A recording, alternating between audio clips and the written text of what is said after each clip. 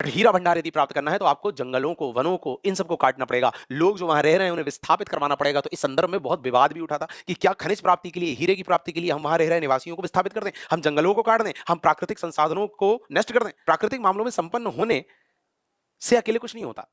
जब तक आप उन प्राकृतिक संसाधनों का सही दोहन नहीं करोगे, प्रॉपर टेक्नोलॉजी नहीं लाओगे, तब तक लोगों के जीवन में सुधार नहीं आएगा। और इस तरह की स्थितियां देखने को मिलेंगी कि संसाधन तो कितने हैं पर लोगों का जीवन स्तर बहुत डाउन है।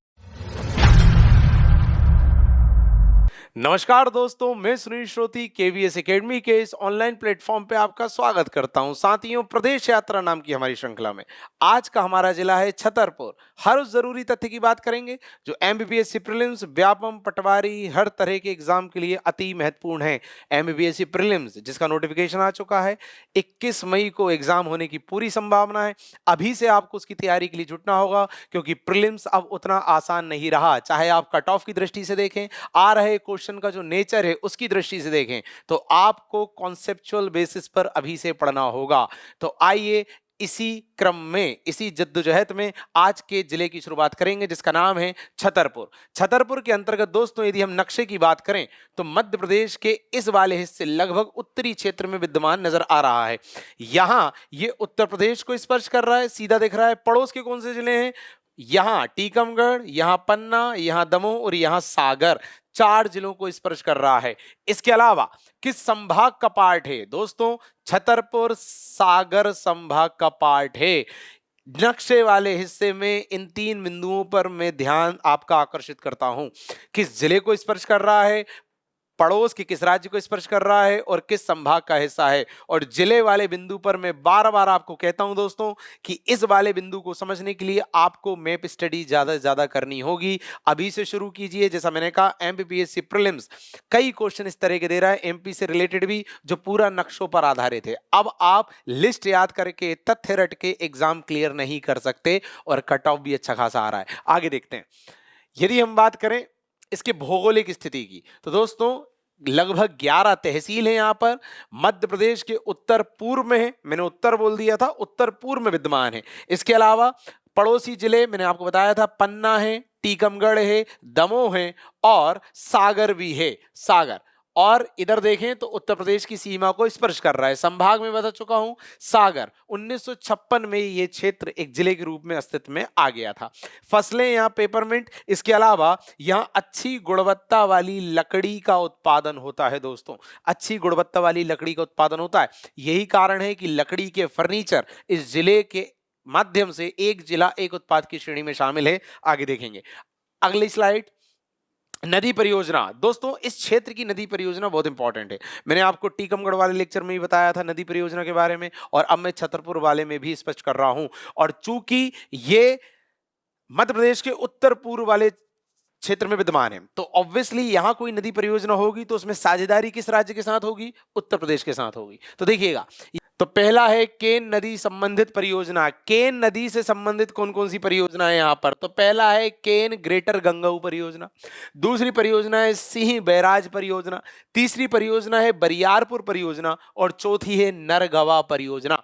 दोस्तों 4 परियोजनाएं ऐसी हैं छतरपुर जिले की जो कि केन नदी से संबंधित हैं।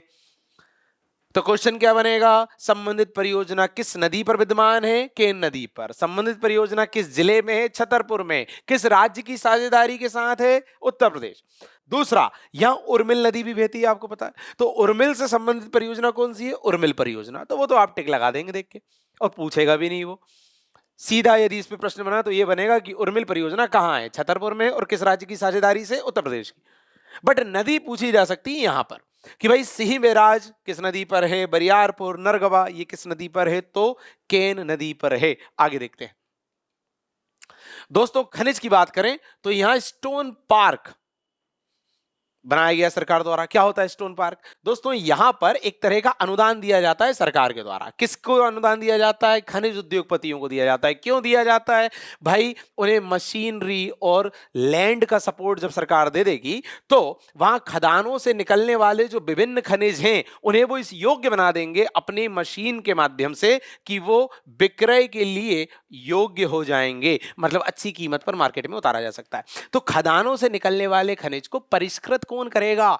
खनिज उद्योगपति तो करेगा, बट उसको सपोर्ट के रूप में सरकार क्या देगी? सपोर्ट के रूप में सरकार मशीन भी देती है और जमीन भी अलॉट करती है। इसी को कहा जाता है स्टोन पार्क निर्मित करना, उद्योगपतियों को जमीन अलॉट करना, ताकि खदानों से निकलने वाले खनिज को वो परिष्कृत कर सके, ताकि मार्केट में वो उच्च कीमत पर विक्रय किया जा सके। इसके अलावा अंगोरा क्षेत्र विद्यमान है, बहुत इंपॉर्टेंट पूछा जाएगा। अंगोरा का संबंध छतरपुर किस खनिज से संबंधित है? हीरे से संबंधित है। आगे देखते हैं दोस्तों, बक्सवाहा का जंगल बहुत फेमस, अभी कई दिनों तक चर्चा में रहा था। बक्सवाहा का जंगल छतरपुर जिले में है और ऐसा बताया जा रहा है कि देश का सबसे विशाल हीरा भंडार है यहां पर। बट हीरा भंडार यदि प्राप्त करना है तो आपको जंगलों को, वनों को, इन सबको काटना पड़ेगा। लोग जो वहां रह रहे हैं उन्हें विस्थापित करवाना पड़ेगा। तो इस संदर्भ में बहुत विवाद भी उठा था कि क्या खनिज प्राप्ति के लिए, हीरे की प्राप्ति के लिए हम वहां रह रहे निवासियों को विस्थापित कर दें, हम जंगलों को काट दें, हम प्राकृतिक संसाधनों को नष्ट कर दें। इस तरह के विवाद भी उठ रहे थे। तो दोस्तों, इसी से संबंधित अगला पॉइंट है, देखिए डीएमएफ कब शुरू हुआ? 2015 में शुरू हुआ। क्या है ये? इसमें क्या किया गया? कुछ संशोधन किए गए। संशोधन ये किया गया कि देखिए, जब आप भूमि अधिग्रहित करते हैं तो आप आदिवासी लोगों को संरक्षण देते हैं, आदिवासी लोगों को कहीं और बसाते हैं, कई तरह की सुविधाएं देते हैं, क्योंकि आपने उनका क्षेत्र ले लिया। उसी तरह जब आप किसी ऐसे क्षेत्र का अधिग्रहण करते हो जहां खनिज मिलने वाला है आपको, तो वहां के निवासियों को भी संरक्षण दीजिए, बिल्कुल उसी तरह का संरक्षण दीजिए जैसा आप आदिवासियों को दे रहे हैं। देखिए क्या लिखा है यहां पर, संशोधन किया गया जिसके अंतर्गत आदिवासी समुदायों सहित खनन प्रभावित समुदायों के कल्याण को सुनिश्चित करने के लिए जिला खनिज फाउंडेशन मतलब डीएमएफ की शुरुआत की गई। डीएमएफ क्या है? जिला खनिज फाउंडेशन, क्लियर है? डिस्ट्रिक्ट मिनरल फाउंडेशन, ताकि वहां के जो लोग हैं जिनका जीवन प्रभावित हुआ है उन्हें संरक्षण दिया जा सके, बिल्कुल वैसा ही जैसा आदिवासियों को दिया जाता है। दोस्तों आगे बढ़ते हैं, बंदर डायमंड ग्रीनफील्ड माइनिंग प्रोजेक्ट, यहां भी हीरे के प्राप्ति की बात हो रही है कि यहां से, तो ये नाम पूछे जाएंगे आपसे। ये बंदर ग्रीनफील्ड माइनिंग का संबंधित है, डायमंड हीरे संबंधित है, बक्सवाहा हीरे संबंधित है, कहां? छतरपुर में। आगे देखते हैं अभ्यारण्य। दोस्तों केन नदी अभ्यारण्य है यहां पर। इंपॉर्टेंट क्या है? इंपॉर्टेंट है कि 2017 से यहां गिद्धों को संरक्षण दिया जा रहा है, बहुत इंपॉर्टेंट है। इसके अलावा गंगोह अभ्यारण्य, जंगली भैंसों को संरक्षण दिया जा रहा है। और दोस्तों छतरपुर के अलावा ये पन्ना में भी है, कौन? गंगोह अभ्यारण्य, क्लियर? आगे देखें, जलप्रपात है यहाँ भीमकुंड जलप्रपात। अर्थव्यवस्था, यहां कई ग्रेनाइट खनन उद्योग हैं। आगे देखते हैं जनांकिकी। दोस्तों बच्चों का लिंग अनुपात 900 है, मतलब प्रति 1000 लड़कों पर 900 लड़कियां हैं, और किन लड़कों पर? जो 6 वर्ष की उम्र तक के। ठीक। साक्षरता मतलब 7 वर्ष से अधिक के वे लोग जो लिखना पढ़ना जानते हैं साक्षर कहलाते हैं। 63.74, देखिए कितना कम साक्षरता है इस वाली पट्टी का। आपने अभी टीकमगढ़ देखा था, टीकमगढ़ में भी 60 के आसपास का साक्षरता थी, यहाँ पर 63.74 साक्षरता है। तो बहुत ज्यादा पढ़े लिखे लोग यहाँ नहीं है, साक्षरता अच्छी नहीं है, लोगों का जीवन स्तर बहुत ज्यादा अच्छा नहीं है। खनिज संसाधन तो उपलब्ध है दोस्तों, पर उनके जीवन में सुधार की अभी बहुत ज्यादा आवश्यकताएं हैं। सरकार द्वारा सही योजनाओं की क्रियान्वयन की बहुत ज्यादा आवश्यकता है। आगे देखें, घनत्व कितना है? प्रति वर्ग किलोमीटर कितने लोग उपस्थित हैं? तो यहां पर 203 लोग हैं, और लिंग अनुपात 883, मतलब प्रति 1000 पुरुष पर मात्र 883 महिलाएं हैं। यह भी इस चीज का घोतक है, यह भी इस चीज का संकेत है कि ज्यादा पढ़े लिखे लोग नहीं हैं, महिलाओं को बहुत ज्यादा सम्मान नहीं है, उन्हें पुरुषों के समकक्ष स्तर उतना ज्यादा प्राप्त नहीं है। तभी इस तरह की कुछ घटनाएं होती होंगी कि लिंग अनुपात बिगड़ा हुआ है, जिसे अपन भ्रूण हत्या कहते हैं या बच्चियों के प्रति स्वीकार्यता ना होना कहते हैं, वो सब बातें। खैर आगे देखते हैं। तो कहना मैं ये चाह रहा हूं कि यदि कोई क्षेत्र प्राकृतिक संसाधनों के मामले में संपन्न है तो इट डजंट मीन कि वहां की सोसाइटी भी संपन्न है, क्योंकि प्राकृतिक मामलों में प्राकृतिक मामलों में संपन्न होने से अकेले कुछ नहीं होता। जब तक आप उन प्राकृतिक संसाधनों का सही दोहन नहीं करोगे, प्रॉपर टेक्नोलॉजी नहीं लाओगे, तब तक लोगों के जीवन में सुधार नहीं आएगा।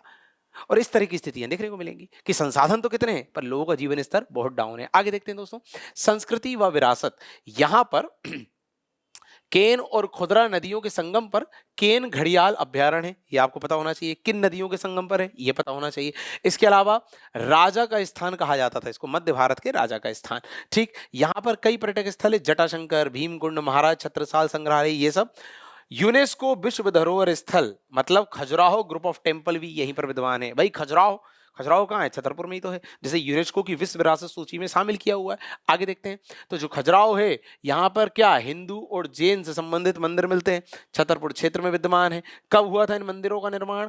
कई समय से आप पढ़ते आ रहे हैं, 950 ईस्वी से 1050 ईस्वी के बीच इनका निर्माण हुआ और यहाँ 85 मंदिर हैं। दोस्तों, यूनेस्को की विश्व धरोहर सूची में इन्हें शामिल किया गया है। नागारा वास्तुकला से संबंधित है। प्लीज वास्तुकला पूछी जा सकती है कि खजुराहो के मंदिर किस वास्तुकला में बने हुए हैं? नगारा वास्तुकला में बने हुए हैं और यहाँ की मूर्तियां जो है वो कामुक विषय से संबंधित है।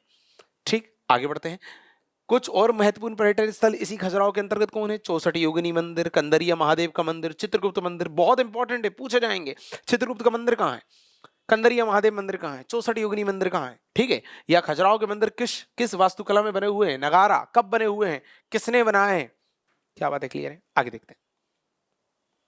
एक जिला एक उत्पाद, मैंने पहले भी बताया था आपको कि लकड़ी अच्छा खासा होता है यहाँ पर, इसी के लिए लकड़ी का फर्नीचर यहाँ से एक उत्पाद एक जिला वाली श्रेणी में शामिल है। कुछ अन्य तथ्य देखें, समाचार पत्र है यहाँ का कृष्ण क्रांति और जनहित दर्शन। यदि विश्वविद्यालय की बात करें तो छत्रसाल बुंदेला नाम से यहाँ विश्वविद्यालय है। दोस्तों, बहुत बहुत धन्यवाद। आशा करता हूँ इस लेक्चर के माध्यम से बहुत ज़रूरी तथ्य आपको जानने को मिले होंगे जो एग्जाम पॉइंट ऑफ व्यू से ज़रूरी होंगे। नोट्स प्राप्त करना हो इस लेक्चर के तो आप हमारे टेलीग्राम ग्रुप को जरूर ज्वाइन कीजिए जिसकी जानकारी नीचे दी हुई है। धन्यवाद।